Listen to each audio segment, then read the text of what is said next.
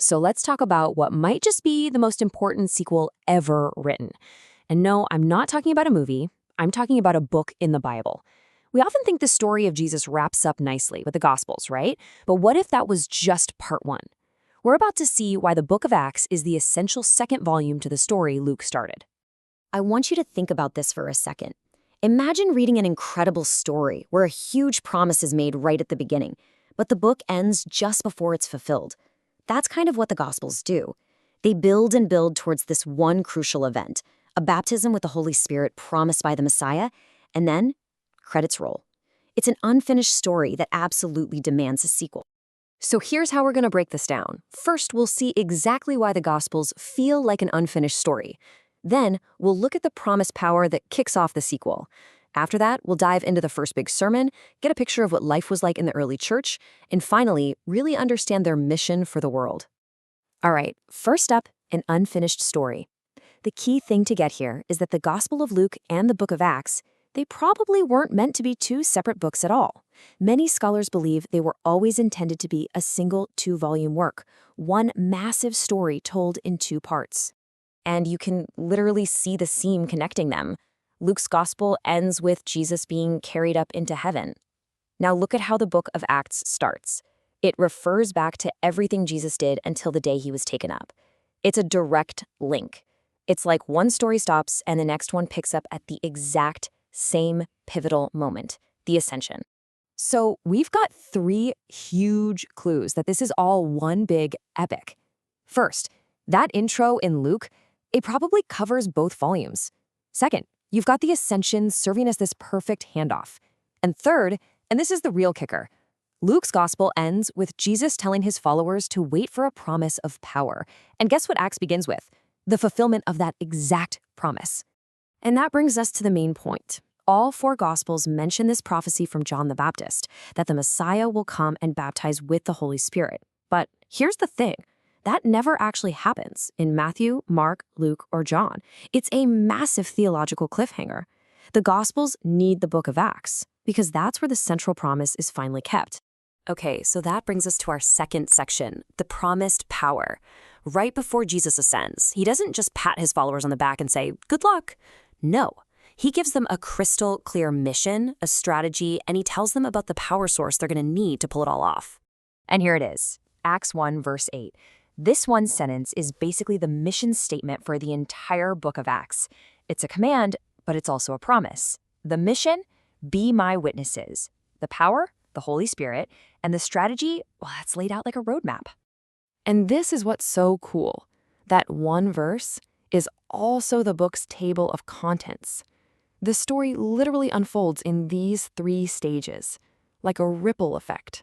It all starts in their home base, Jerusalem. Then it expands out to the surrounding areas of Judea and Samaria. And finally, it just explodes out to the ends of the earth. So the disciples have their mission, they have the strategy, now what? Well, our third section covers the exact moment the mission catches fire, the first big sermon. It's the festival of Pentecost in Jerusalem. The promised Holy Spirit shows up in a big way, and the Apostle Peter stands up to explain to everyone what on earth is happening. And the core of his message is this absolutely stunning contrast. He looks at the crowd and he doesn't pull any punches. He says, "This Jesus whom you crucified." That's the human view, but then he completely reframes it with God's view. God has made him both Lord and Christ. He takes their ultimate act of rejection and shows them how it was actually God's ultimate act of exaltation.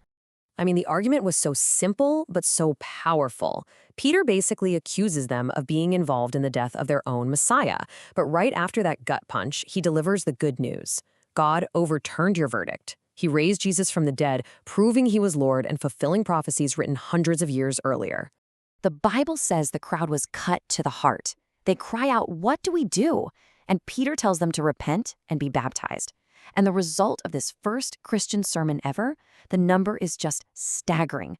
About 3,000 people joined the movement in one day. A whole community was born from a single message. So that leads us to our fourth section, life in the early church. What did it actually look like to be one of those 3,000 new believers? It wasn't just about a one-time decision, it was a completely new way of life, and it centered on 4 key things. The book of Acts tells us they were devoted to these 4 things: learning from the apostles' teaching, genuine fellowship, the breaking of bread, and prayer. These really became the 4 pillars of this brand new community. Now let's zoom in on that word fellowship, because it means so much more than we think.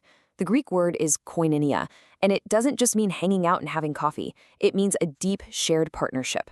Their connection to each other came directly from their shared partnership with God. It was so profound that it changed everything. They were sharing meals in each other's homes every day, even selling property to take care of anyone who had a need. All right, let's pull all this together for our 5th and final section, a mission for the world. When you combine the promised power, this bold message, and this incredibly deep community, what kind of people do you end up with? What was their true identity? This quote really nails it. The early church had this dual focus. They were missionary in direction, which just means they were always looking outward, taking the message to the world. But they were also eschatological in focus. Now, that sounds academic, I know, but it just means they were focused on the future.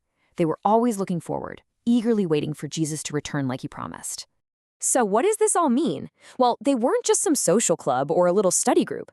They saw themselves as a people empowered by God for a global mission. They lived with this sense of urgency, driven by that mission to reach the world and this hope for the future.